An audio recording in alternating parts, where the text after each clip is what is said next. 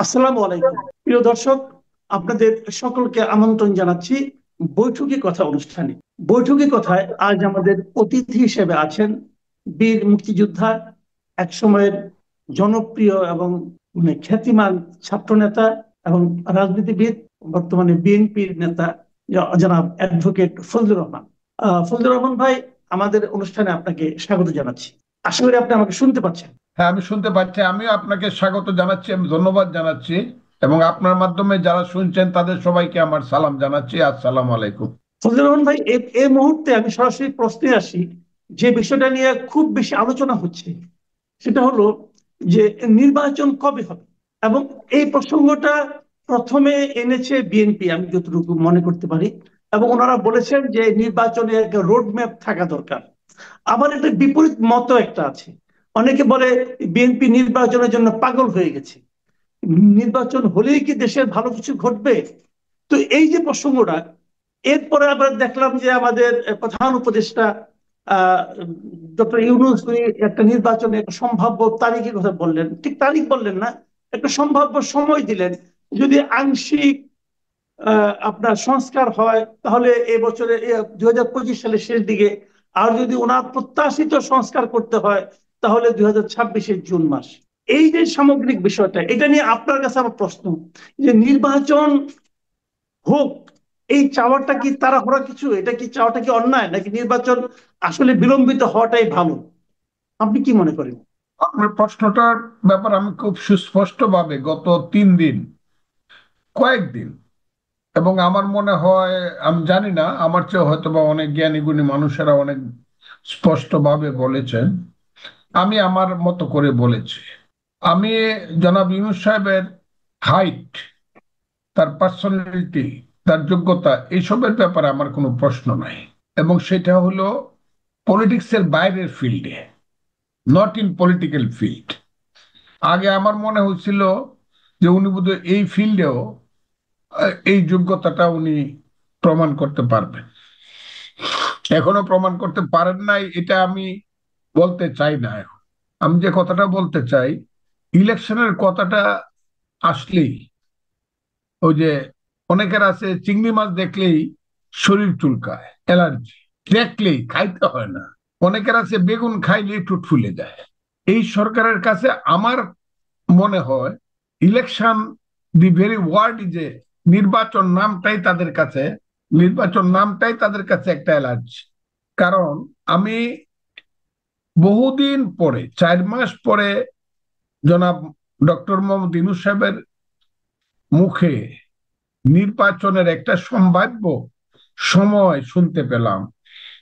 এটা বলার সঙ্গে সঙ্গেই আবার শুনতে পেলাম যে ইউনূস সাহেব যাদের মাধ্যমে চলেন, খুবই দুর্ভাগ্যজনক ভাবে উনি বলে ফেলেছিল যে ছাত্ররা আমাকে ক্ষমতায় বসিয়েছে। এবং সারা পৃথিবীতে উনি বলার চেষ্টা করেছেন ছাত্ররাই এই সরকারকে পতন করছে এবং আগামী দিনে ছাত্ররাই দেশ গড়বে। এই কথাটা বলতে গিয়ে উনি কাউকে কাউকে আবার মেন্টর বা মাস্টার মাইন্ড ইত্যাদি জাতিসংঘ পর্যন্ত দেশের বাইরেও বলে ফেলেছে। এবং উনি এমনও বলেছেন, ছাত্ররা আমাকে বসিয়েছে, আমাকে ওরা যেদিন বলবে সেদিন চলে যাবে। এবং ছাত্রদের মূল সংগঠনের নাম হলো বৈষম্য বিরোধী ছাত্র আন্দোলন, এবং এটার প্রধান ব্যক্তিদের নাম হলো সমন্বয়ক। এটা বাংলাদেশের ডিকশনারিতে খুব রক্তিম অক্ষরে লেখা থাকবে, স্বর্ণালী অক্ষরেও লেখা থাকতে পারে সমন্বয়ক। আবার অনেকে বলে সমরনায়ক। এই যে সমন্বয়ক অথবা সমরনায়কেরা, আমি দেখলাম তারা সঙ্গে সঙ্গে বলে ফেললো কিসের ইলেকশন, শেখ হাসিনা এবং আওয়ামী লীগের বিচারের আগে যদি কেউ ইলেকশনের কথা বলে তাকে আমরা গণশত্রু হিসাবে আমরা বিবেচনা করব। মানে ইলেকশন যে কথা যে বলবে সে হবে গণশত্রু। কাঁদবো না হাসবো, রাগ করবো না খুশি হব, বুঝি না। কিন্তু এইসব পোলা পানে যে নাবালক পোলা পানে এইসব কথা বললে পরে মনে হয় ধরনী তুমি ধিদা হও, আমি মাটির নিচে ঢুকে যাই। ইলেকশনের কথা বললেই গণশত্রু হবে। এবং তারা যে এই কথাটা বলেছে এবং যে হুমকিটা দিয়েছে, এই হুমকির কারণে ইউনূস সাহেবের একজন আছে, তার নাম পিয়ারু না পিয়ে, উনি, তার নাম বোধহয় শফিক আলম সাহেব। মহাজ্ঞানী একজন মানুষ। এখানে আমি দেখতেছি কাউকে কাউকে বলা হচ্ছে সক্রেটিস, কাউকে কাউকে বলা হচ্ছে অ্যারিস্টটল। তো এই এইসব অ্যারিস্টটলরা বলতেছে না না, এই যে প্রথম দিকে না, ডিসেম্বরের শেষ দিকে না, 25শে ডিসেম্বরও না, জুন মাসে 26-এর ইলেকশনটা হতে পারে, হতে পারে। উনি বলতেছে, যেটা ইউনূস সাহেব বলেন। তো এই অবস্থায় তারা একটা, উনি বলতেছেন জুন মাস, 26শে জুন। আর ওই যে সমন্বয়করা যারা ইউনূস সাহেবকে মনে করে বৈরাম খা, এবং ইউনূস সাহেব দায়িত্ব নিচ্ছে দেশের সম্রাট আকবর তৈরি করার। কে যে সম্রাট আকবর আমি বুঝতেছি না, তবে আস্তে আস্তে আমরা বুঝতে পারবো সম্রাট আকবর হিসাবে কাকে তিনি প্রতিষ্ঠিত করতেছেন।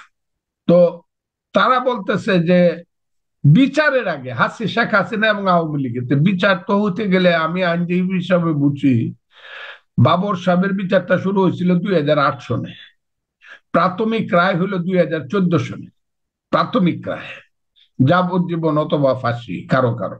তারপরে 10 বছর গেল, হাইকোর্টে আর শুনানি হইল না। হাসিনা সরকার যখন চলে গেল তখন শুনানি হয়ে তাড়াহুড়া করে মাত্র হাইকোর্ট পাস করলো 10 বছরে। 8 থেকে 24, এটা হলো 16 বছর।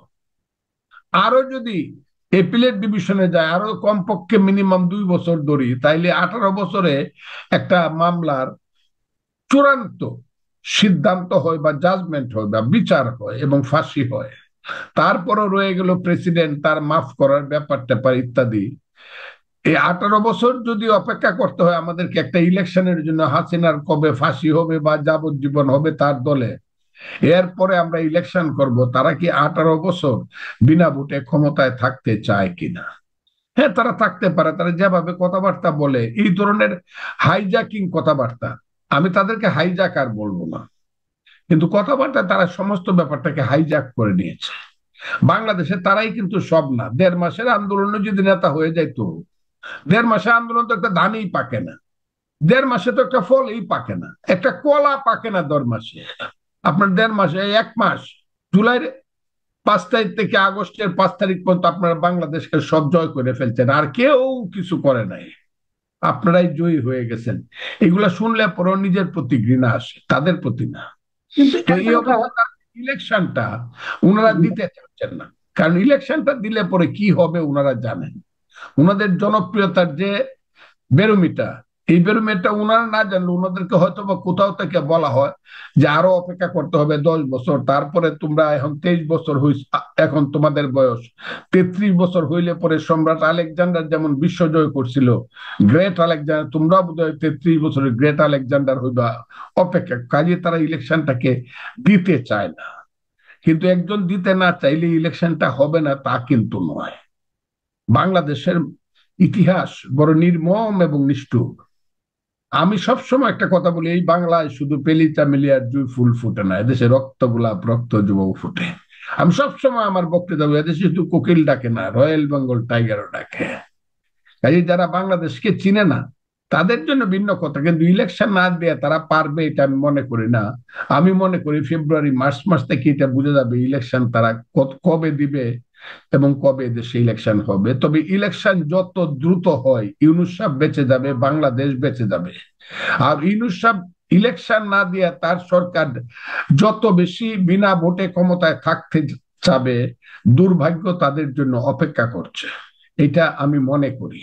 এবং সেই দুর্ভাগ্যটা শেখ হাসিনার চেয়ে খুব কম হবে এটা আমি মনে করি না।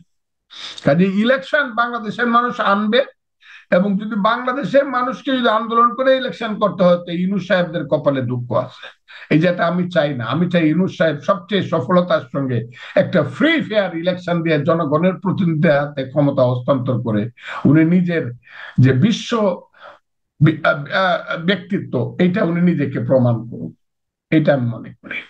জি, আমি আরেকটা কথা জানতে চাচ্ছি, যে একটা কথা বলা হচ্ছে যে দেশে দেশে একটা যখন আন্দোলন হয়, হাসিনা বিরোধী আন্দোলন, তখন বলা হয়েছিল যে আমরা কেবল স্বৈরাচারের পতনই চাই না, আমরা সেই সঙ্গে এমন একটা ব্যবস্থা চাই যে ব্যবস্থা হলে পরবর্তীতে যারা ক্ষমতা আসবে তারা যেন স্বৈরাচারই না হয়ে উঠতে পারে। তো এই ব্যাপারে আবার আরেকজন উপদেষ্টা সৈয়দ রিজওয়ানা হাসানকে আমি বলতে শুনলাম যে রাজনীতিবিদরা যেটা 53 বছরে পারেন নাই সেই কাজটা আমরা করতে যাচ্ছি। এই যে রাজনীতিবিদরা পারেন নাই, ওনারা পারবেন অথবা ওনারা করতে যাচ্ছেন, এই মন্তব্যটাকে আপনি কিভাবে মূল্যায়ন করবেন? কে বলছেন? সৈয়দ রিজওয়ানা হাসান। জি। উনি অনেক ভালো, অনেক জ্ঞানী গুণী মহিলা, বিশ্বের বিভিন্ন স্ট্যান্ডার্ডে উনার নাম আছে। আমি উনাকে রেসপেক্ট করব নিশ্চিতভাবে। উনি একজন মানে নারী, নারী হিসাবে আমার মাতৃরূপী।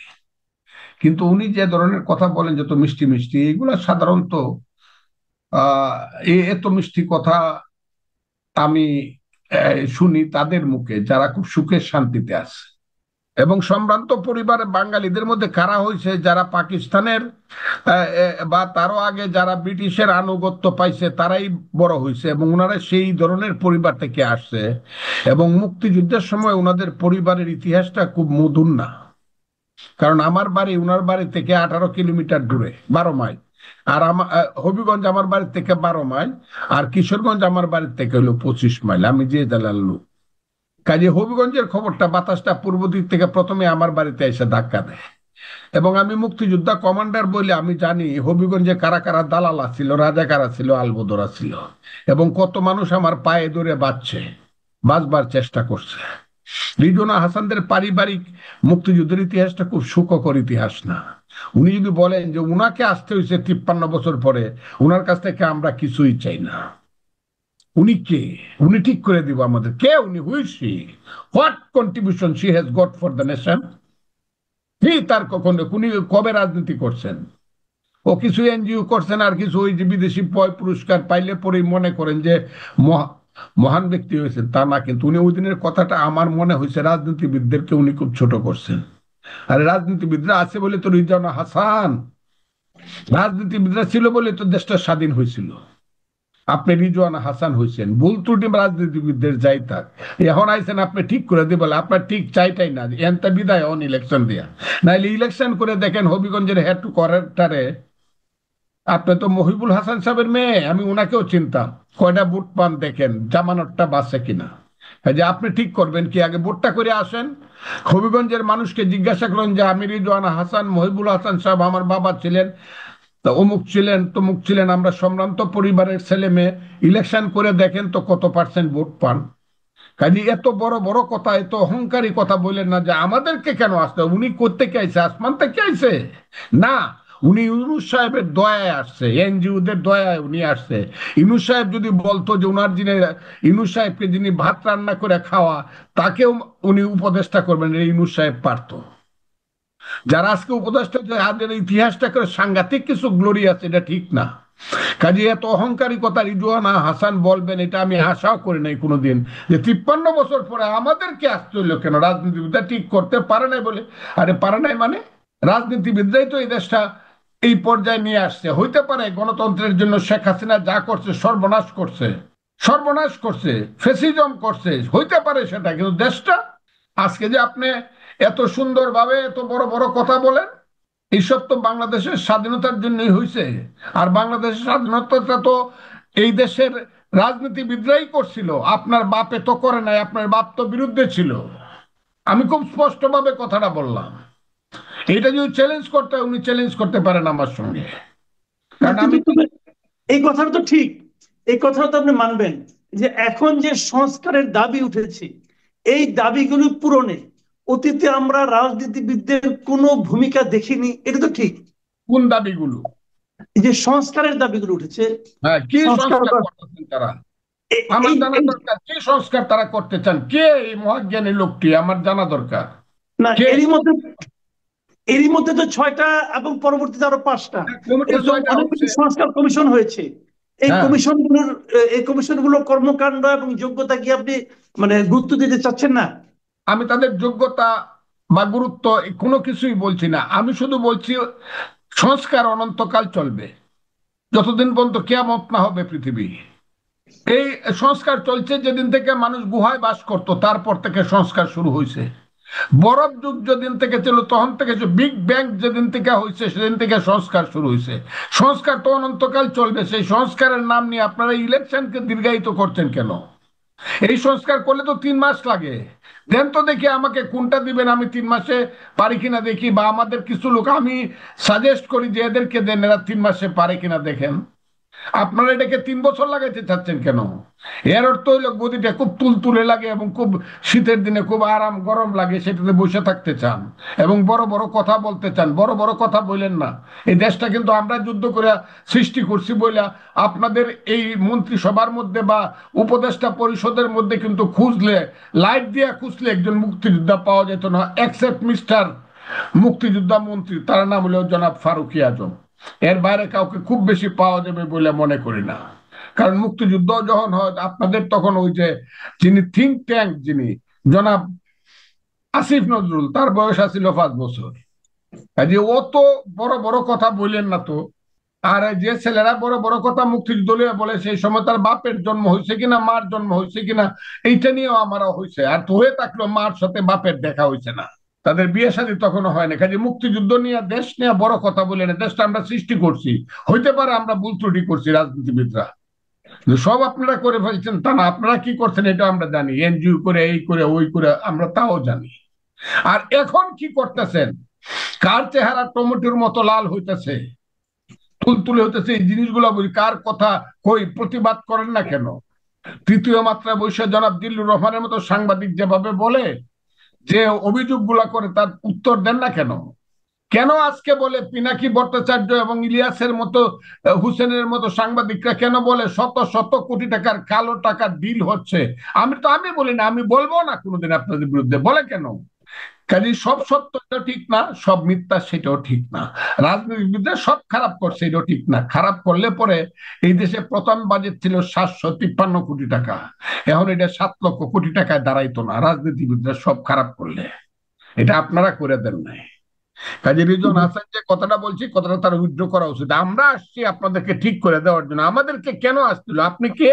আপনাকে তো ইউনূস সাহেব আনছে, এবং এটা পিনাকি ভট্টাচার্য বলে কেন আপনাকে আনছে, কোন কোটার থেকে আপনাকে আনছে, আমি তো বলবো না।